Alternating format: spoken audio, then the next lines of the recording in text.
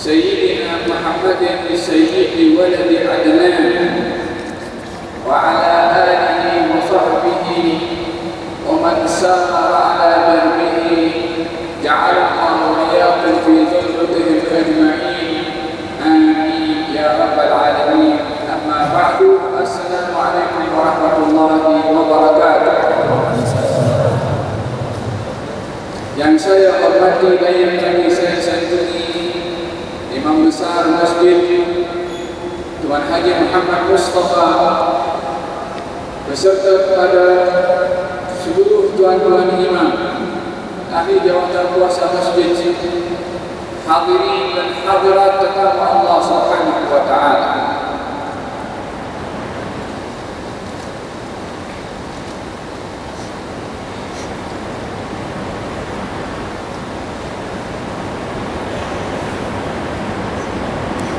Kita bersyukur kehadirat Allah Subhanahu wa taala yang melimpahkan kurnia kepada kita rahmat dan hidayah untuk diberi peluang oleh Allah berada di bulan Al-Mubarak, bulan yang diberkati oleh Allah, bulan yang terpilih, bulan yang tercurah di dalamnya rahmat, maghfirah serta pengangkatan derajat di sisi Allah Subhanahu wa taala. Pada masa yang sama adalah merupakan bulan yang dipilih oleh Allah untuk menjadi tempat turunnya setiap kitab suci yang diturunkan oleh Allah Subhanahu wa taala kepada para anbiya dan para rasul. At-Taurah diturunkan oleh Allah Subhanahu wa taala di bulan Ramadan. Injil diturunkan kepada Nabi Isa di bulan Ramadan. Demikian Al-Quran diturunkan oleh Allah Subhanahu wa taala di bulan Ramadan. Syahrul Ramadan alladzi unzila fihi al-Quran hudan lin-nasi wa bayyinatin minal huda wal furqan. Bulan Ramadan adalah bulan diturunkan Al-Quran sebagai petunjuk dan hidayah serta memberi keterangan dan menjadi pemisah antara yang hak dengan yang batil. Itu dia adalah Al-Quran. Maka keagungan bulan Ramadan dan kemuliaannya dipilih oleh Allah Subhanahu wa taala untuk menjadi bulan nuzul Al-Quranul Karim, kitab suci yang menjadi pegangan kepada umat Islam, kitab suci yang menjadi rujukan kepada umat Islam, kitab suci yang kita tidak boleh lepas daripada kitab itu untuk kita pegang dan menjadi prinsip di dalam hidup. Tuan Imam membacakan dalam salatul tarawih, wa'tasimu bihablillahi jami'an wa la tafarraqu. Berpegang teguhlah kamu dengan tali Allah dan janganlah kamu bercerai-berai. Dan janganlah kamu berpecah belah. Berpegang teguh dengan tali Allah adalah Al-Quranul Karim. Al-Quran adalah merupakan ilmu atau sumber kepada ilmu. Ianya adalah merupakan kitab bacaan. Akan tetapi ianya adalah merupakan kitab yang terkandung di dalamnya ilmu yang terdahulu, ilmu sebelum diturunkan Al-Quran, ilmu sebelum diturunkan Adam dan Kabul ini, merangkumi ilmu yang menciptakan sebelum menciptakan Adam, bahkan sebelum menciptakan malaikat, sebelum menciptakan segala-galanya. Al-Quran menceritakan tentang perkara-perkara yang gaib dan perkara-perkara yang nyata. Merangkumi ilmu yang terdahulu, merangkumi ilmu yang sedang diturunkan kepada baginda Rasulullah 14 abad yang lalu, dan menceritakan tentang ilmu kejadian-kejadian yang akan berlaku di masa akan datang di dunia dan juga di akhirat. Semuanya ada di dalam Al-Quranul Karim. Maka setiap orang hendaklah mempergunakan akal pikirannya untuk memikirkan, memahami dan bertadabbur akan isi kandungan Al-Qur'anul Karim, agar supaya dapat terbimbing perjalanan kita untuk mengetahui di manakah nasib yang akan kita alami di hari kemudian. Oleh karena kehidupan kita di dunia adalah bukan merupakan penghujung, melainkan adalah merupakan perintis untuk menghadapi satu kehidupan yang sebenarnya. Hanya ada dua jenis golongan nanti di akhirat. Golongan yang ahlan sa'adah, orang-orang yang dibahagiakan, ataupun yang sebaliknya ahli syaqawah, orang-orang yang celaka.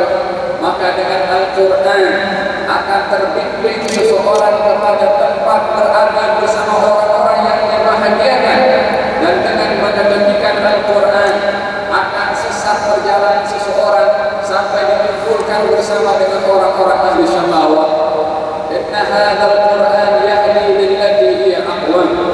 Sesungguhnya Al-Quran ini adalah memberi hidayah kepada jalan yang lurus, yaitu jalan menuju kepada Allah Subhanahu wa taala. Hadirin hadirat yang dirahmati oleh Allah Subhanahu wa taala, sejarah diturunkannya Al-Qur'anul Karim adalah menceritakan tentang situasi yang berlaku di zaman saat diturunkan Al-Qur'anul Karim. Dalam keadaan mereka tidak tersinari dengan cahaya iman, dalam keadaan mereka dipenuhi dengan kejahilan, dalam keadaan mereka zalim menzalimi satu dengan yang lain. Al-Qur'anul Karim diturunkan oleh Allah Subhanahu wa taala untuk menjadi penawar kepada penyakit minda, kepada penyakit hati, kepada sistem ekonomi yang rosak dan batil, dan juga sistem kemasyarakatan yang tidak seimbang, diluruskan dan diperbetulkan oleh Al-Qur'anul Karim. Maka menjadilah masyarakat pertama saat turunnya Al-Quran menjadi masyarakat teladan bagaimana perubahan yang berlaku di tengah-tengah masyarakat jahiliyah berubah menjadi sebaik-baik kurun sepanjang zaman, termasuk lebih baik daripada kurun kita dan kurun sebelumnya ada kurun setelah kita. Masyarakat yang dahulunya akan membunuh satu dengan yang lain disebabkan masalah kota yang dibunuh oleh sebelah sana. Masyarakat yang mudah untuk menumpahkan darah disebabkan salah faham dalam perkara-perkara yang kecil. Masyarakat yang dikenali dengan jahiliyah, yang salah satu perangai adalah mewarisi permusuhan daripada dua kabilah, sehingga turun-temurun permusuhan antar kabail atau antar kabilah itu menjadi warisan, walaupun generasi setelahnya tak ada permusuhan ataupun tak ada apa-apa kesalahan dengan kabilah yang sana. Akan tetapi oleh karena untuk nenek moyangnya yang pernah bermusuh dengan kabilah sana, maka diwarisi permusuhan itu, sehingga berlaku peperangan antara kaum Aus dan Khazraj pada ketika itu 100 tahun lebih berperang, walaupun asal mula adalah Aus dan Khazraj adalah adik-beradik. Permusuhan membunuh ribuan nyawa dibunuh pada waktu itu di dalam keadaan khiyam Al-Quran, ketiadaan Al-Quran sebelum diturunkan kepada mereka. Akan tetapi setelah Al-Quran turun kepada mereka, mereka yang awalnya menjadi masyarakat yang saling membunuh disebabkan masalah yang kecil, menjadi mereka namudaj, contoh teladan dalam persaudaraan yang hingga hari ini belum terjadi di dalam sejarah persaudaraan yang terjalin antara Muhajirin dan Ansar dan kaum Ansar dengan kaum Ansar setelah mereka dipersaudarakan oleh Al-Quranul Karim. Wa'tasimu bihablillahi jami'an wa la tafarraqu. Berpegang teguhlah kamu dengan tali Allah yang Al-Quran, dan jangan kamu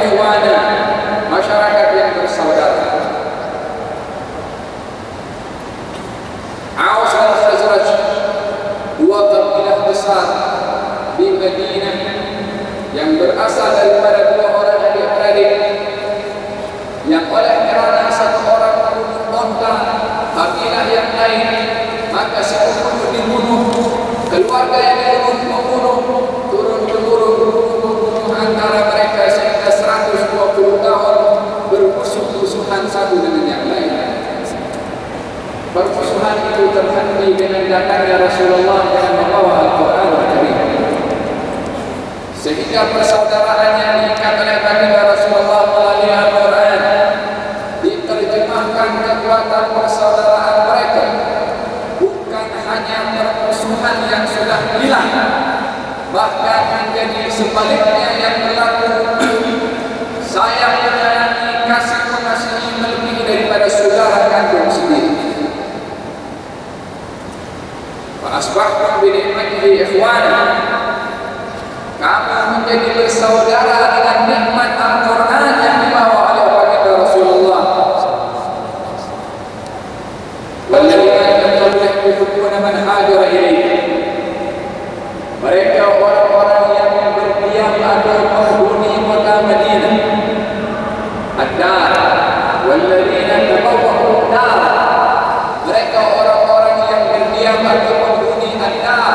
Nama kota Madinah dalam Al-Quran disebutkan juga dengan nama ad-dar. Yuhibbuna man hajara ilaihi, mereka orang-orang berada di Madinah ini mencintakan kepada mereka orang-orang yang berhijrah, kemudian memberikan kepada mereka apa yang mereka miliki, memberikan kepada kaum muhajirin apa yang dimiliki oleh Ansar. Wa yusiruna ala anfusihim walau kana bihim khasasah, bahkan mendahulukan kaum muhajirin dalam keperluannya berbandingkan kaum Ansar yang sangat juga memerlukan pemberian tersebut, tapi didahulukan kepada kaum muhajirin. Antara mereka tak ada hubungan masalah, antara mereka tak ada hubungan kerabat, antara mereka tak ada perkenalan sebelumnya, antara mereka tidak ada hubungan pun sebelumnya, tak kenal pun satu dengan yang lain. Yang mengenalkan mereka adalah yang datang orang beriman, yang berada di Madinah adalah orang yang beriman. Iman itu adalah melampaui sempadan tempat dan zaman, sehingga setiap orang yang beriman itu adalah bersaudara walaupun bukan daripada golongan bangsa manusia, termasuk dengan jin. Ikatan iman melepasi sempadan kemanusiaan, melepasi sempadan tempat dan kawasan, melepasi sempadan bangsa dan juga keturunan, bahkan melepasi juga unsur awal ciptaan seseorang atau makhluk yang beriman itu. Baginda Rasulullah ketika dibawakan pulang untuk istinja, baginda mengatakan ini tak boleh, ini adalah merupakan saudara kamu daripada golongan al-jin. Nabi menisbahkan saudara kamu daripada golongan al-jin. Apakah mengikat kita bersaudara dengan jin? Al-iman wal Quran. Dalam surat Ar-Rahman yang dibacakan oleh Tuhan Imam juga tadi, setiap kali diulang bagi ayyi ala'i rabbikuma tukadziban, baginda Rasulullah sallallahu alaihi wasallam bersabda, saudara kamu daripada jin adalah lebih bijak di dalam menyikapi ayat ini, karena setiap kali soalan ditanya bagi ayyi ala'i rabbikuma tukadziban, dengan apa lagi daripada ayat-ayat dan nikmat-nikmat Allah kamu itu mendustakan, wahai jin dan juga manusia. Jin menjawab, kami tidak mendustakan semua nikmat-Mu ya Allah. Sementara pada waktu itu manusia berdiam ketika ditanya oleh Allah Subhanahu wa taala. Persaudaraan yang diikat oleh Al-Quranul Karim adalah menjadi contoh teladan yang kita pada zaman kita sekarang ini sangat membutuhkan persaudaraan yang dipayungi oleh Al-Quranul Karim.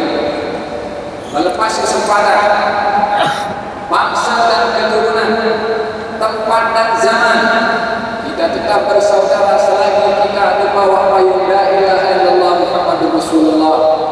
Maka dengan demikian kita menyadari bagaimana hikmah turunnya Al-Quran di zaman situasi pada waktu itu adalah yang dipenuhi dengan kejahilan, bahkan di sekeliling Jazirah Arabiyah pada waktu itu adalah dikenali dengan bangsa jahiliyah.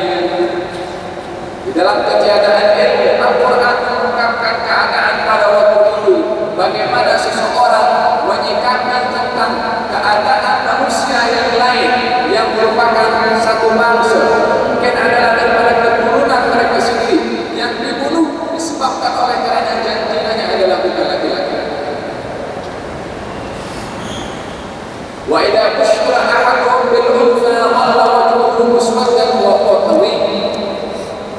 Dan bila mana diberi kabar gembira kepada satu keluarga, lahir di tengah-tengah mereka bayi perempuan, dhalla wajhuhu muswaddan, mukanya berubah menjadi hitam, wa huwa kadhib, dalam keadaan dia itu menahan marah yang tak terkawal, menahan marah. Orang kalau marah selalunya merah. Al-Quran menggambarkan dengan hitam, yakni marah yang sudah tidak dapat digambarkan lagi setinggi dan sehebat mana kemarahan mereka ketika lahir di tengah-tengah mereka bayi perempuan. Mereka bersembunyi daripada pandangan manusia. Sekarang nak keluar, baru nak keluar. Masalah apa? Berfikir apa nak dibuat kepada bayi ini. Kita orang kita dengan nas, bersembunyi daripada pada orang. Adakah akan dibiarkan hidup dengan menanggung air karena lahir bayi perempuan di tengah-tengah keluarga itu? Ataukah menguburkan, membumikan bayi perempuan yang baru dilahirkan, dan tidak sedikit daripada mereka yang menguburkan hidup-hidup bayi perempuan yang dilahirkan di tengah-tengah keluarga mereka. Ini keadaan ketika Al-Quran belum diturunkan kepada mereka.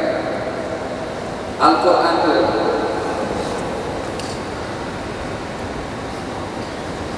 sebagai penawar kepada cara berpikir atau pola pikir manusia, sebagai penawar untuk memperbetul ideologi seseorang, bahkan masyarakat. Al-Quran turun menjadi tuan kepada penyakit hati, kepada penyakit minda, dan juga kepada penyakit tubuh badan. Wa nunazzilu minal Qur'an ma huwa shifaa'un wa rahmatun lil mu'minin wa la yazidu adh-dhalimina illa khasara. Dan kami Allah turunkan Al-Quran syifa, penawar, warahmah, dan juga rahmat. Apa itu syifa dan apa itu rahmat? Di dalam ayat yang lain Allah berfirman, ya ayyuhan nasu qad ja'akum mau'izatun min rabbikum wa shifaa'un lima fis sudur.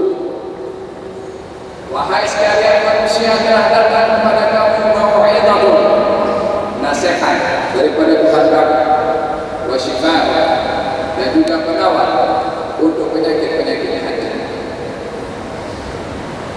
Penyakit hati lebih berbahaya daripada penyakit tubuh badan. Penyakit tubuh badan boleh dikongsi sama dengan manusia yang lain yang mempunyai kepakaran dalam berbagai bidang ilmu kedokteran. Tapi penyakit hati adalah obatnya ada di dalam Al-Quran. Walaupun saya tidak mengatakan Al-Quran hanya terhad kepada penawar penyakit hati sahaja, akan tetapi ianya adalah merupakan penawar kepada segala penyakit. Bila mana seseorang tahu cara menggunakan Al-Quran Al-Karim. Dalam Sahih Al-Bukhari, baginda Rasulullah sallallahu alaihi wasallam ketika didatangi oleh seorang sahabat di antara mereka Abu Sa'id Al-Khudri yang datang ke sebuah perkampungan untuk meminta satu pemberian makanan karena keperluan mereka kepada makanan, tetapi tidak diberikan oleh penduduk kampung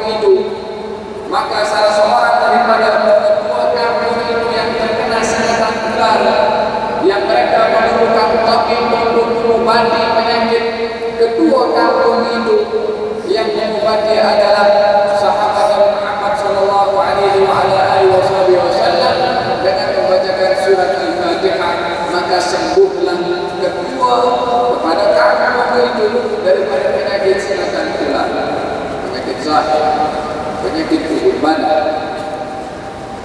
Bukankah sebab turunnya surat Al-Falaq dan juga An-Nas? Apa sebab turunnya kedua surat tersebut? Sebab turunnya adalah untuk menyembuhkan seseorang daripada penyakit gangguan daripada al-jin. Maka turun surat Al-Falaq dan surat An-Nas, di mana khasiat daripada dua surat itu adalah untuk menyembuhkan daripada penyakit gangguan daripada al-jin. Al-Imam Syawkani dalam tafsirnya menyebutkan tentang ketika mengutip firman Allah Subhanahu wa taala, "Wa anzalna hadzal Qur'ana 'ala jabalin la ra'aytahu khashi'an musaddian min khasyatillah", sampai akhirnya dikatakan mengambil sebuah asar dan riwayat kalau riwayat ini adalah merupakan penawar kepada penyakit kepala. Penyakit-penyakit zahir pun dapat ubatnya di dalam Al-Quranul Karim. Bahkan penyakit kutuk menyelamatkan diri daripada gangguan manusia pun juga terdapat juga di dalam Al-Quran. Bukankah baginda Rasulullah ketika berhijrah dan juga dihadap oleh kaum musyrikin yang berada di hadapan Rasulullah membacakan surat Yasin, lalu mereka tak nampak Nabi keluar? Bukankah baginda Rasulullah ketika duduk dengan Sayyidina Abu Bakar As-Siddiq radhiyallahu anhu didatangi oleh istri Abu Lahab yang ingin memaki mendatangi Rasulullah dan memaki kepada Rasulullah dan menuduh kepada Sayyidina Abu Bakar istri Abu Lahab atau Abu Lahab berdatang kepada Sayyidina Abu Bakar, kata baginda Rasulullah, dia tidak akan melihat atau tidak akan nampak kepada aku setelah baginda membacakan ayat-ayat. Dia datang kepada Sayyidina Abu Bakar dan bertanya, di mana itu kawan kamu? Padahal Rasulullah di sebelah Sayyidina Abu Bakar Siddiq. Apakah menyebabkan orang perempuan itu tidak nampak? Bacaan Al-Quran. Dan Al-Quran walaupun hakikatnya adalah menjadi penawar secara khasnya kepada penyakit hati, tapi ia yang menjadi penawar kepada penyakit tubuh badan dengan berbagai ayat-ayat dan juga riwayat-riwayat yang saya sebutkan sebentar tadi. Dan banyak lagi kegunaan Al-Quran untuk penyakit-penyakit tubuh badan. Dan bukan itu pembahasan kita pada malam hari ini. Ingin memperbahaskan bagaimana Al-Quran menjadi penawar kepada penyakit hati, seperti yang berlaku kepada kaum Muhajirin dan Ansar jauh daripada sifat benci membenci menjadi kasih sayang satu dengan yang lain dengan Al-Quran. Daripada orang yang menyembunyikan atau menguburkan anak perempuan yang baru lahir, merasa ayat dengan lahirnya anak perempuan, dengan Al-Quran diubah cara berpikir mereka menjadi seseorang yang menempatkan perempuan yang tak ada mana-mana agama, menempatkan kaum wanita setinggi dan semuanya Islam menempatkan kaum wanita. Al-Quran menjadi penawar kepada berbagai jenis penyakit di dalam. Apakah penyakit hati? Dalam ayat yang saya bacakan sebentar tadi, "Ja'at mau'izatun min rabbikum wa shifaa", telah datang kepada kamu mau'izah, yakni Al-Quran, wa shifaa'un, dan juga obat. Mau'izah, apa itu mau'izah? Mau'izah itu adalah merupakan nasihat. Syifa adalah penawar.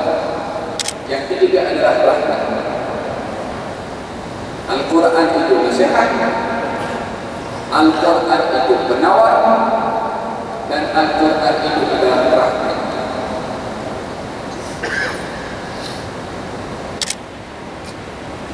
Seseorang itu bila menasihati kepada orang lain, maka tujuan orang yang menasihati agar supaya orang yang dinasihati itu boleh dipertulkan dengan nasihat. Dan di dalam hal ini agama kita yang meneraskan dengan nasihat adalah menjadi tali penghubung antara sesama orang-orang yang beriman dan melihat bagaimana Allah Subhanahu wa taala menjadikan nasihat-nasihatnya adalah merupakan sebab menjadi semakin eratnya hubungan sesama manusia, dan juga bagaimana Allah Subhanahu wa taala menaikkan makhluk dan dipandang rendah, mungkin tidak dihiraukan pun, tapi ada di dalam Al-Quran disebutkan nasihat. Di dalam Al-Quran Karim Allah Subhanahu wa Ta'ala menceritakan tentang seekor semut. Dalam surat pun dinamakan surat An-Naml.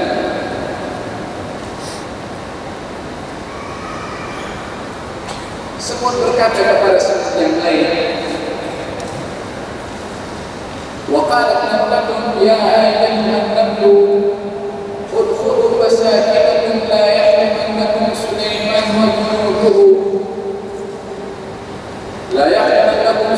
وَجُنُودُهُ وَأَنْتُمْ لَا تَشْعُرُونَ. Wahai sekalian semut-semut, masuklah kamu ke rumah kamu masing-masing. Jangan sampai kamu dipijak-pijak oleh Sulaiman dan tentera-tenteranya sementara mereka tidak sadarkan diri memijak kepada kamu. Fatabassam min qawliha fatabassama. Maka Nabi Sulaiman pun tersenyum setelah mendengar perkataan daripada semut tersebut. Apa yang menyebabkan semut itu dikisahkan oleh Allah di dalam Al-Quran? Sebab semut mempunyai sifat solidariti dengan semut yang lain. Semut itu ingin semut-semut yang lain selamat juga. Bukan nak membunuh sesama semut itu. Orang lain nak kasih pijak, kasih hati kepada semut. Semut yang lain tak mahu bagi tahu kepada semut itu. Masuk kamu ke dalam rumah masing-masing. Jangan sampai kamu dipijak oleh Sulaiman dan tentera-tenteranya sementara mereka tidak sadarkan diri memijak kepada kamu. Maka Nabi Sulaiman pun tersenyum ketika mendengarkan perkataan daripada semut itu, oleh kerana diberikan oleh Allah Subhanahu wa Ta'ala pemahaman akan bahasa yang dipergunakan oleh semut. Soalannya adalah kenapa Allah ceritakan semut itu dalam Al-Quran dan Al-Quran? Disebabkan semut itu menasihati kepada semut yang lain. Al-Quran Al-Karim pun adalah kitab yang isi kandungannya adalah mau'izah, nasihat. Bagi sesiapa yang mahu mengambil nasihat itu daripada Al-Quran, kemudian Al-Quran Al-Karim juga merupakan syifa, penawar dan juga rahmat. Al-Imam Syekh Muhammad Mutawalli Sya'rawi mengatakan perbezaan antara syifa dengan rahmat. Apa itu syifa? Apa itu rahmat? Syifa adalah penawar. Ar-rahmah, seseorang itu yang kalau sudah sakit minum obat sembuh, vitaminnya supaya dia tak terkena penyakit, antibodinya itu adalah rahmat. Al-Quran adalah merupakan penawar dan juga memberikan antibodi hati jiwa seseorang supaya mantap, tidak diganggu dengan berbagai jenis keraguan yang mengancam akidah seseorang, yang boleh terpesong daripada akidah yang benar dengan seseorang melazimkan diri membaca, mengkaji, memahami dan menghayati isi kandungan Al-Quran. Berbagai riwayat menceritakan bagaimana Al-Quran menjadi penawar, dan saya tidak maksudkan penawar itu hanya terhad kepada penyakit zahir sahaja, tapi penyakit dalam ini, penyakit masyarakat, penyakit ekonomi, penyakit perhubungan antara keluarga.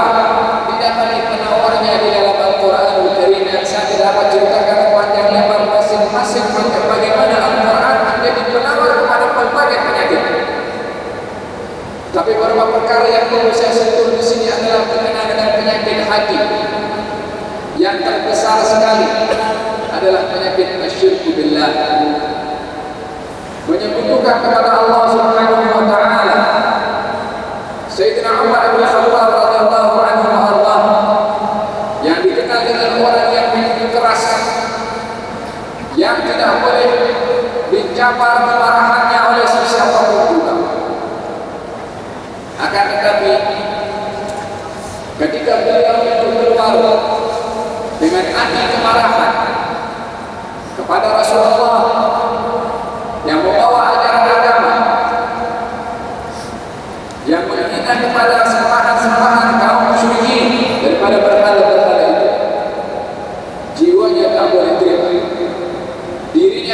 mau dihina, Tuhannya tidak boleh direndahkan, maka keluar dengan membawa pedang dan ingin membunuh kepada Rasulullah, sehingga berjumpa dengan salah seorang yang memberitahukan kalau adik perempuannya sudah beriman kepada baginda Rasulullah.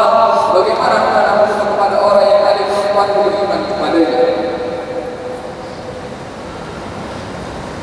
Didatangi rumahnya perempuannya dan ingin memastikan keadaan adik perempuannya, didapati memang benar sedang adik perempuannya membaca mengaji Al-Quran. Kisahnya cukup ma'ruf, yang pada asalnya Al-Quran itu diambil dan dibaca oleh Sayyidina Umar bin Khattab. Api kemarahan mulai ada, sifat penawar kepada penyakit marah. Di manakah seseorang untuk mencari penawar daripada kemarahannya di zaman kita sekarang? Bukankah tidak sedikit daripada muslimin yang ingin melampiaskan api kemarahannya dengan meminum perkara-perkara yang diharamkan oleh Allah Subhanahu wa taala, menghisap perkara-perkara yang diharamkan oleh Allah Subhanahu wa taala? Di manakah cahaya Islam dan iman yang Allah berikan kepadanya untuk mencari penawar kepada penyakit itu kepada Al-Quran Al-Karim? Bila mana Sayyidina Umar bin Khattab mendapatkan hidayah dalam keadaan kekufurannya, api kemarahannya itu boleh reda dan padam dan berubah daripada azab yang membunuh kepada keinginan untuk beriman dan menjadi pembela kepada baginda Rasulullah sallallahu alaihi wasallam, hanya dengan beberapa ayat yang dibaca di dalam Al-Quran Al-Karim.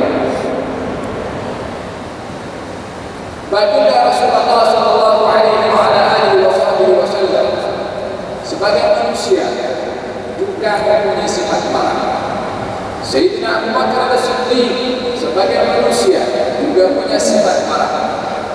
Tetapi adakah kemarahan yang berlaku kepada mereka itu dengan melampiaskan atau melakukan apa yang menjadi sebab kemarahannya itu menjadi penawar kepada mereka? Adakah yang menyebabkan mereka itu marah kepada orang lain bila mana melakukan kemarahannya? Adakah itu menjadi penawar kepada mereka? Bagi setengah orang yang tidak tersinari dengan Al-Quran Al-Karim akan mengatakan iya, tapi tidak orang yang tersinari jiwanya dengan Al-Quran.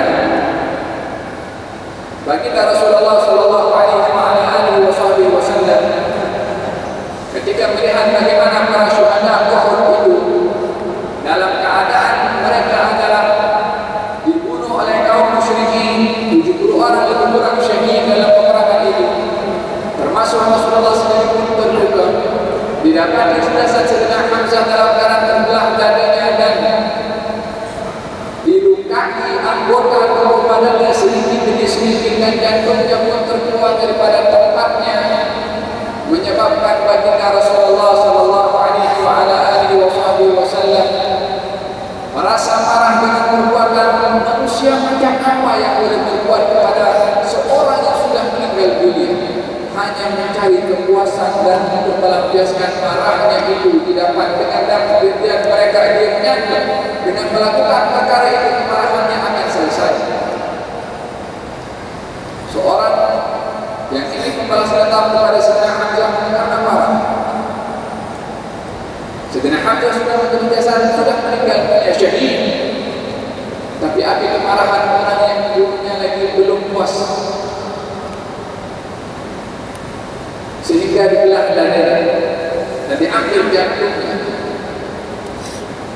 Bahaya daripada marah. Rasulullah sallallahu alaihi wasallam melihat keadaan itu, maka baginda bermarah. Beliau berkata, saya akan balas dengan 70 orang daripada mereka. Turun firman Allah Subhanahu wa taala, bukan penawar kepada marah. Kepada siapa itu penawar? Bukan kepada Allah Subhanahu wa taala, kepada insan yang tidak pernah marah, kepada insan yang mampu mengontrol marahnya, kepada insan yang menjadi teladan kepada kita bagaimana kita mesti meniru kepada orang ini yang diajar oleh Allah, dinasihati oleh Allah untuk mengawal marahnya agar supaya meniru kepada orang yang maksud diajar oleh Allah Subhanahu wa taala. Wa in aqabtum fa'aqibu bimithli ma uqibtum bihi wa la in sabartum lahu khairul lisabirin wasbiru ma sabruka illa billah. Kalau kamu menghukum kepada mereka yang berbuat begini, wahai Rasulullah, hukumlah mereka sesuai dengan perbuatan mereka. Tapi kalau kamu bersabar, kesabaran itu membawa pahala kepada diri kamu. Bersabarlah, sesungguhnya kesabaran kamu disertai dengan Allah Subhanahu wa taala. Nasihat dari Allah sebagaimana Allah sendiri beritahukan ini Al-Quran, nasihat kepada orang yang mampu. Maka baginda Rasulullah ketika dinasihati demikian oleh Allah, yang awalnya baginda Rasulullah mengatakan saya akan balas dengan 70 orang, maka Nabi berubah mengatakan Allahu Akbar, demi Allah saya bersabar.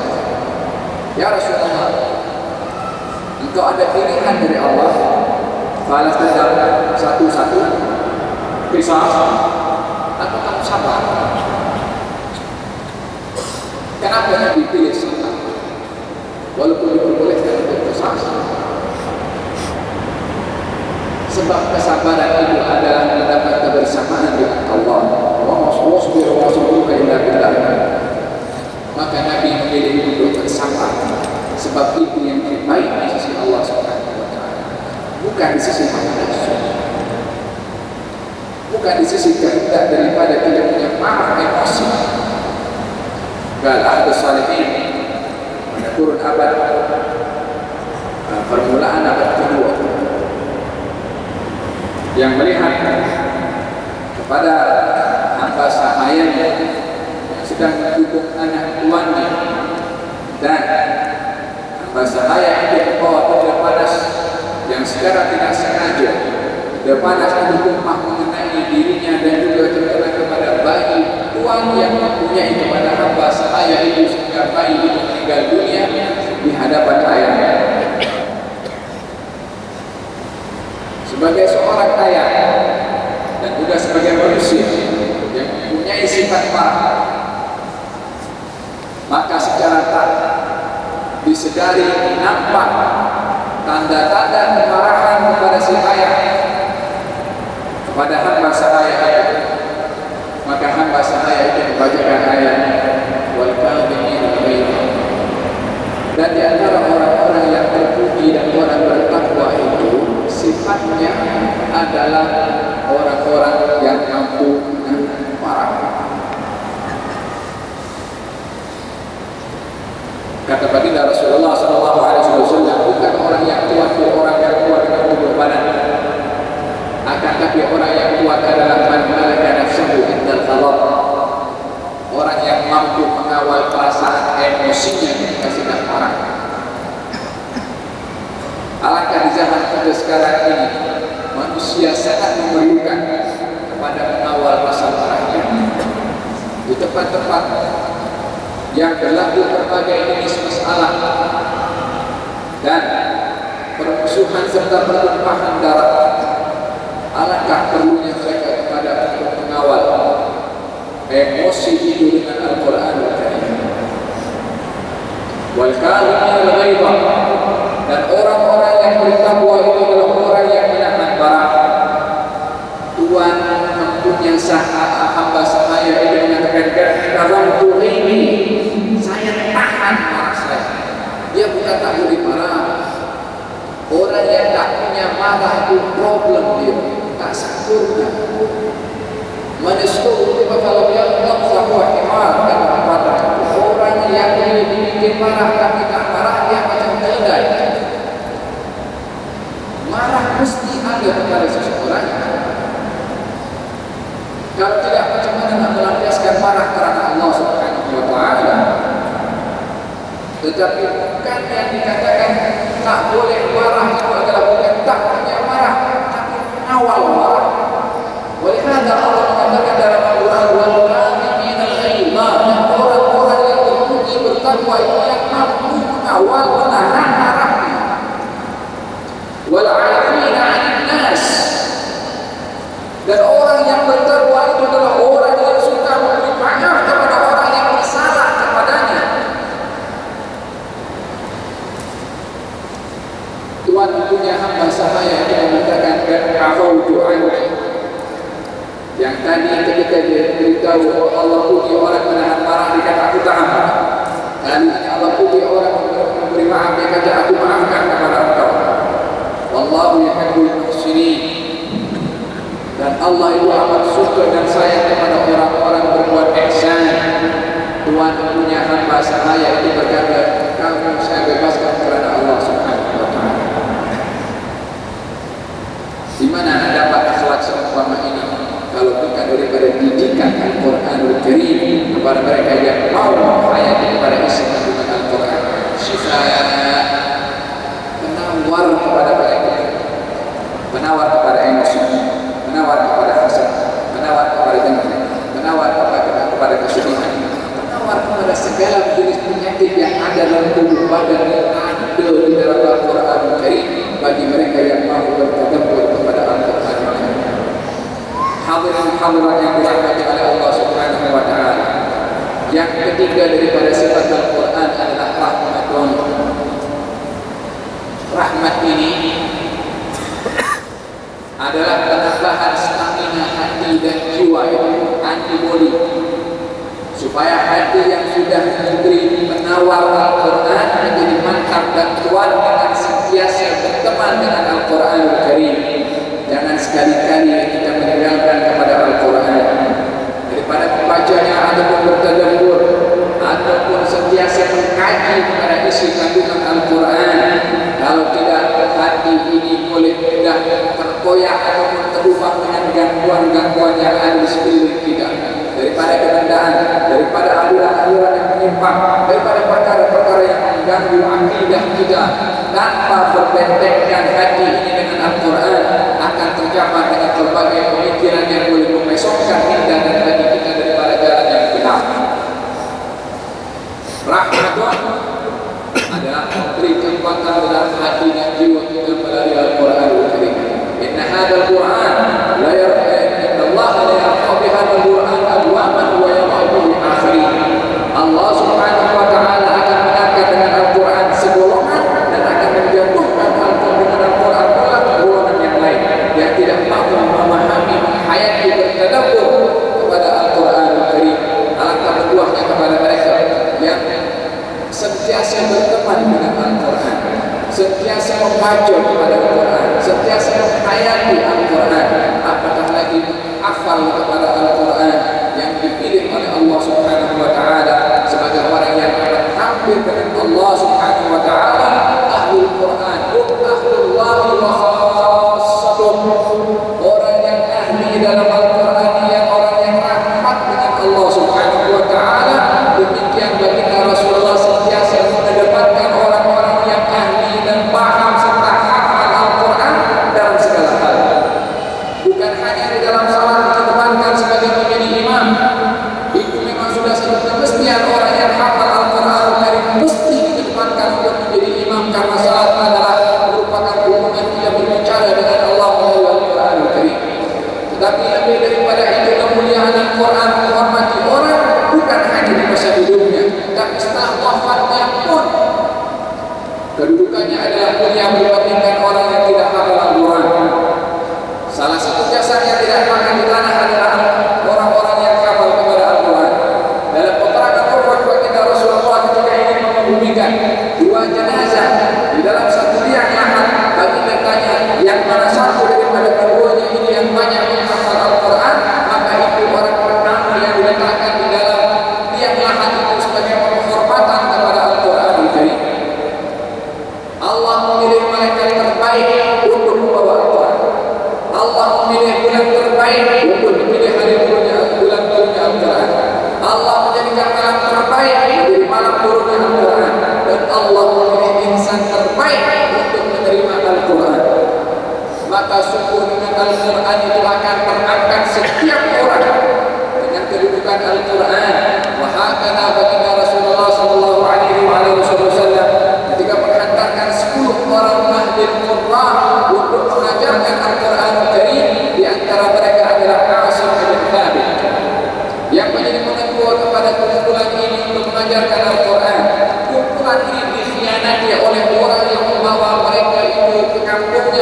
mengajarkan Al-Quran dikhianati dan mereka itu dikepung dan ingin dibunuh. Lebih kurang beberapa orang sudah dibunuh, di antara mereka adalah Asim bin Thabit.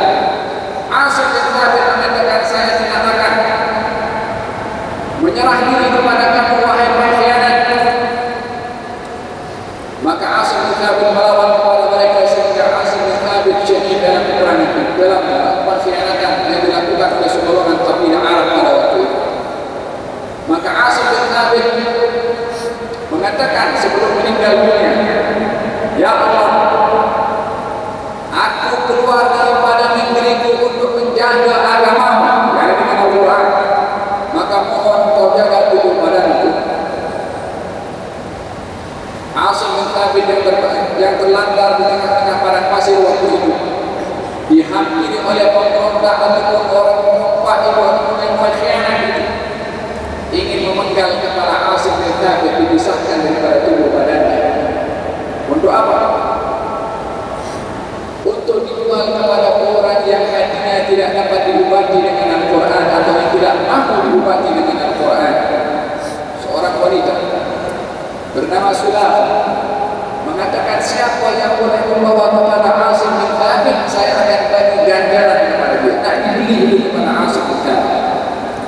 Disebabkan Asim bin Thabit yang membunuh kepada anak perempuan ini dalam peperangan yang berlaku antara kaum muslimin dengan kaum musyrikin, ibunya tak puas hati. Nak dibeli kepala Asim bin Thabit. Untuk apa dia? Bukan ada simpan, bukan ada dikuburkan. Dan saya akan minum arak daripada orang yang Asim bin Thabit. Marah macam mana seperti itu? Haiwan tak punya marah seperti itu. Tapi manusia yang tidak mana hatinya gelap dengan emosi, yang tidak mau mengobati hatinya dengan Al-Quran, boleh mempunyai perangai yang lebih dahsyat, lebih tok berbandingkan kepada haiwan. Dan saya akan minum arak daripada kepala Asim bin Thabit. Allah Subhanahu wa Ta'ala enggak untuk dijadikan seseorang yang di dalamnya dipenuhi dengan Al-Quran, untuk dipenggal kepalanya dan tengkoraknya dijadikan tempat yang minuman yang amat dibenci oleh Allah Subhanahu wa Ta'ala. Apakah dia dilakukan oleh Allah Subhanahu wa Ta'ala? Allah antarkan binatang itu berburu, namanya sejenis daripada lebah yang juga menyengat. Setiap itu orang menghampiri jasad Asim bin Thabit, tidak ada orang tak menghampiri kepada jasad Asim bin Thabit. Mereka berkata, tunggu pernah nanti bila mana mereka haiwan telah pergi, baru kita ambil jasad Asim bin Thabit. Maka ditunggu petang didatangi kembali tempat di mana terbaringnya jasad Asim bin Thabit, didapati haiwan yang tak ada dengan jasad Asim bin Thabit pun tak ada. Termasuk daripada golongan orang-orang yang dilindungi oleh Allah dengan kehendaknya Allah berupa haiwan yang bisa menyehat. Maha suci Allah Subhanahu wa Ta'ala yang melindungi kepada orang-orang yang ada di dalam Al-Quranul Karim. Kita berdoa kepada Allah Subhanahu wa Ta'ala di hari nuzul Quran ini agar supaya kita dapat mengambil penghayatan daripada Al-Quran. Yang pertama adalah meminta agar supaya kita mendapat daripada Allah hidayah untuk mendengarkan nasihat Al-Quran, sehingga ketika membaca Al-Quran dengan mengharapkan agar supaya ini adalah merupakan nasihat kepada kita untuk kebaikan kita. Moga-moga Allah Subhanahu wa Ta'ala jadikan hati kita ini adalah bersedia untuk menerima nasihat Al-Quran. Moga-moga Allah Subhanahu wa Ta'ala dalam menjadikan Al-Quran penawar kepada penyakit hati ini, pada penyakit emosi, penyakit hasad, penyakit dengki, penyakit buruk sangka, penyakit menginginkan keburukan kepada orang lain, penyakit zalim kepada orang lain, berbagai penyakit yang ada. Moga-moga Allah Subhanahu wa Ta'ala jadikan bacaan Quran itu menjadi penawar kepada kita daripada segala penyakit. Moga-moga Allah Subhanahu wa Ta'ala dengan Al-Quran berikan rahmat kepada kita agar supaya semakin mantap hati kita, semakin kuat keyakinan kita, dan semakin sempurna keimanan kita kepada Allah Subhanahu wa Ta'ala, dan semakin terbimbing perjalanan kita dengan berpegang kepada Al-Quranul Karim. Moga-moga Allah Subhanahu wa Ta'ala buka hati kaum muslimin untuk mendapatkan sinaran daripada cahaya Al-Quran, disatukan hati mereka, disatukan kalimat mereka, dan juga disatukan di bawah payung la ilaha illallah Muhammadur Rasulullah. Moga-moga Allah Subhanahu wa taala angkat bala dan musibah, permusuhan dan perpecahan serta fitnah yang berlaku di kalangan kaum muslimin di timur dan juga di barat. Ya Arhamar Rahimin, ya Arhamar Rahimin, ya Arhamar Rahimin, farij 'alal muslimin, ya Arhamar Rahimin, ya Arhamar Rahimin, ya Arhamar Rahimin, farij 'alal muslimin. Allahumma hdina bihudak waj'alna mimman yushaa'u fi ridak wa la tuj'alna waliyan siwak wa la taj'alna mimman khalafa amraka wa 'asaka wa hasbunallahu wa ni'mal wakeel wa la hawla wa la quwwata illa billahil 'aliyyil 'azim. Allahumma qina wa 'afina wansurna wa farij 'anna wal muslimin. Allahumma asqina khayran wa rahmatan wa la taj'alna minal qanitin. Allahumma salli ala Muhammad fi salahati salahul muslimin. Allahumma la tuhdina wa ahlikna fi halaki salahul muslimin. Allahumma fa'al kahta wal ala'a wal ghurura wal fitana wal waba'a wa sa'at anwa'il bala fi biladina khassa fi bilad muslimin wa bihadhihi al'amma. Allahumma fa'alna 'anhum syarra al-taghin wal baghin wal zalimin wal mu'tadin bima syi'ta 'ajilan ghayra ajilan fi 'afiyatin wa salamatin bi rahmatika ya arhamar rahimin. Barik fi hadzal masjid wal jami' hadzal masjid kepada Tuhan imam besarnya dan juga semua berkhidmat di masjid ini. Mudah-mudahan Allah Subhanahu wa taala angkat derajat mereka, dijadikan mereka mafatihul khair wa maghanimul syarr insyaallah. Semoga Allah Subhanahu wa taala berikan kita anugerah yang besar dan kita diberikan dijadikan adalah golongan orang-orang yang mendapat malam Lailatul Qadar yang merupakan malam sebaik daripada 1000 bulan. Ya Rabbal Alamin, ya Allah, jadikan Ramadan ini hari terakhir untuk kami berada di bulan Ramadan. Berikan kepada kami panjang umur untuk kerap kali mendapati bulan Ramadan di tahun-tahun yang akan datang, dan jadikanlah tahun ini lebih baik daripada tahun yang sebelumnya, dan tahun yang akan datang lebih baik daripada tahun ini. Ya Rabbal Alamin, innaka ala kulli syai'in qadir wa bil ijabati jadir. Wa sallallahu ala sayyidina Muhammadin wa ala alihi